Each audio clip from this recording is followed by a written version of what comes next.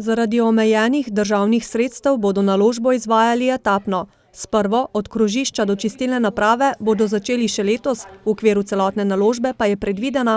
To je gradnja pločnika, javne razsvetljave, kolesarske poti in rekonstrukcija ceste od Šmarjete proti Šmarješkim Toplicam. Za prvo etapo ima občina v letošnjem proračunu skupaj rezerviranih 200 tisočakov, večino denarja pa bo primaknila država. Izvajalec del trenutno še ni znan. Razpis pripravlja država, ker gre to za državno cesto.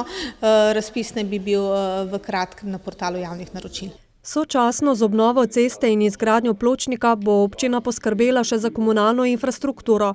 V minulih letih zgrajeno kanalizacijo v Gorenji vasi, Strelacu in Brezovici bodo namreč s povezovalnim vodom priključili na čistilno napravo v Šmarjeških Toplicah, napravo v Šmarjeti pa bodo po končanih delih ukinili. Dejansko ta projekt se bo izvajal, to je več kot polovica trase v letošnjem in prihodnjem letu, potem pa še v nadaljevanju v 2018.